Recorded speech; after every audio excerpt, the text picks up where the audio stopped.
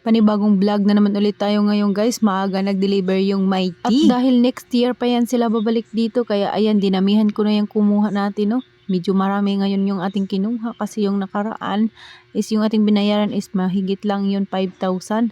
So ngayon nagpaiwan tayo sa kanila. Consignment kasi ito guys, no, kaya ayan, pwedeng iwanan nila na walang bayad. Pagbalik na nila, babayaran natin. Kaya ayan, nagpaiwan ako ng Camel 10, tapos 10 din yung Mighty natin. Tapos may binibigay silang pamasko, no, or pa-free ba. Ano yung ano nila guys ngayon, yung sardinas na mega green, yung 15 piraso pala. Tapos kanina nakapost ako is 12 pesos lang doon sa comment section na yung sa picture lang ba yun yung ano ko. 12 pesos lang yung sinabi ko. Tapos binilang ko kanina ulit is 15 piraso pa lang na dilata na sardinas. Ito lang yung mga pa-promo nila, no. Pero nung nakaraan guys, yung may pa-promo nila is yung may Kopiko Blanca sila na binigay. Mga 3 Thai ata yun. Tapos yung kinuha ko naman is 3 Camel tapos 2 Mighty. Tapos yun, may mega sardinas din tayong binigay sa atin. So, yun na yung mga pa-free nila. O, diba, meron na tayong maagang pamasko ngayong araw na ito. Ayan, very thankful tayo, no, dahil meron na naman ulit tayong pa-free. Tapos, ayan, kaso lang yung ating babayaran pagbalik nila ay mahigit 27,000 dahil nga 10-10 yung aking kinuha. Ay naubusan kasi rin ako guys no na stocks, no, mga 2 weeks lang kasi yan sila bago bumalik, pero ngayon medyo mahaba yung bakasyon natin kasi next year pa yan sila babalik. Ayan, kumuha na rin ako ng 2 kahang Mighty at saka 2 Winston. Dalawa lang yan, hindi naman yan mabenta. Tapos ito na yung ating free, ayan, binibigay na ni Kuya.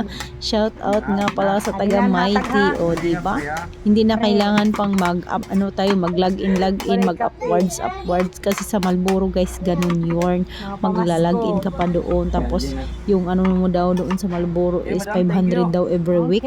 Hindi naman yan masyado yung anong Marlboro dito sa ating tindahan, no. Mighty at saka Camel talaga yung pinakamabenta dito sa ating tindahan. Kaya ayan, maganda rin dito sa kanila guys, no, dahil yung pa-free nila ay binibigay agad. At pagtingin ko nga sa resibo, yung ating palang babayaran ay mahigit 27,000. Ay nako nanay, kaya dapat talaga natin pag-ipunan.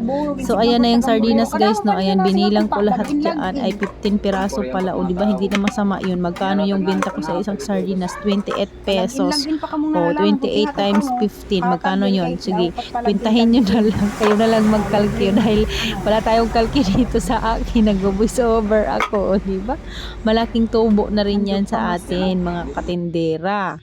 So sa inyo ba guys, meron ba yung ganyan? Kaya ayan, oh, tuwang-tuwa yung tindera, no, at marami tayong stock na mega sardines ngayon. Hindi pa naubos nung nakaraan yung binigay nila sa akin. Kaya ayan, stock tayo ng mega sardinas na green ngayon. Pero yung aking mega na red ay ubos na, hindi pa rin bumabalik dito sa akin yung panel, no, kasi dumadaan yan sila dito sa akin guys. Meron tayong ahinti ng mega sardines dito sa ating tindahan.